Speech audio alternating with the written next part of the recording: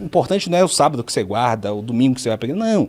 O importante é você crer que Jesus Cristo é o Senhor, crer que Ele ressuscitou dentre os mortos e crer que um dia Ele vai voltar. Essa é a base. E hoje você faz algo presencial na sua igreja, você reúne jovens. Como você faz isso? Ou você está atuante mais pela internet? Hoje mais pela internet. Na igreja eu já fui líder de adolescentes, passei uns 5, 6 anos da minha vida sendo líder de adolescentes, ensinando. Eu amava ensinar para adolescentes. Aí hoje eu passei mais para uma parte de jovens, mas o meu público maior de alunos mesmo é pela internet. Hoje na internet, se eu não estou enganado, estava vindo a conta esses dias, eu tenho hoje 5.000 alunos que são ali dos meus cursos, né, que eu faço, que eu respondo eles no WhatsApp, eu faço às vezes aula, mas é a parte que eu mais amo da aula, é isso. Inclusive esses dias lá eu estou dando aula agora sobre Apocalipse, coisa que eu amo. Eu pego a Bíblia assim com eles, eu abro, vou lendo versículo por versículo e vou ensinando aquilo que eu acho sensacional. Na igreja eu tinha os adolescentes que eles me instigaram a ir para a internet.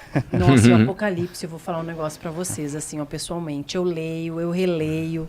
Aí eu pergunto as coisas pro Galego. Eu falo, Galego, mas isso aqui já aconteceu, isso aqui vai acontecer. Porque a Bíblia a gente lê várias vezes e realmente ali a parte do Apocalipse é a mais difícil de entender. Você não acha? Então, eu acho mais difícil que o Apocalipse Daniel. Daniel. É porque, assim, acho muito interessante, porque quando a gente pega o Apocalipse, você tem que entender Daniel para poder entender Apocalipse. E aí, quando você vai para Daniel, tu não entende nada. Aí, Daniel ficava doido. Acho bacana, porque Deus ele dava umas visões para Daniel. Geralmente, para pessoas mais próximas, Deus dá umas visões que ninguém tem. Daniel era um cara muito próximo de Deus. Tanto é que, acho que Ezequiel tem um texto que Deus fala bem assim: se tivessem 3 caras numa cidade, Jó, Daniel e Noé, eu não destruiria essa cidade por causa deles. Tipo assim, era um cara muito próximo de Deus. E aí Deus, a partir do capítulo 7 de Daniel, começa Daniel a ter um monte de visão, revelação, um negócio sinistro. É um monte de olho, asa. Ele vê leão saindo do mar, ele vê urso com costela na boca. Então, que povo é esse? Então, se a gente for pegar um estudo, eu amo dar aula sobre isso. Porque essa história toda de Daniel, da complicação que a gente tem no livro de Daniel, começa no capítulo 2. Quando Nabucodonosor ele tem um sonho, que ele vê aquela estátua, que a cabeça era de ouro, o peito era de prata, a barriga era de bronze, as pernas eram de ferro e o pé era ferro misturado com barro. E aí Daniel fala para Nabucodonosor: seguinte, tu teve esse sonho aí porque Deus está te revelando o futuro. Uma coisa que ainda vai acontecer e Deus te revelou. Nabucodonosor fala: assim, eu vi uma estátua, o que isso significa? Aí Daniel começa a explicar: a cabeça significa o reino da Babilônia.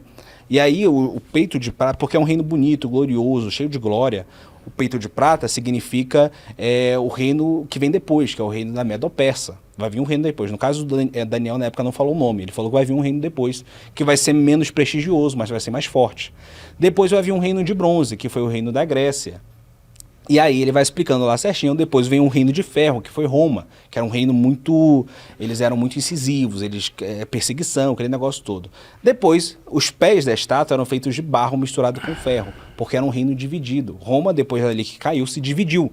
Então, isso era a profecia. E aí, essa que é a parte mais interessante. No final do sonho de Nabucodonosor, vinha uma pedra do céu. Uma pedra, na verdade, que soltava de uma montanha. E essa pedra destruía todos esses reinos, caía no chão e enchia toda a terra.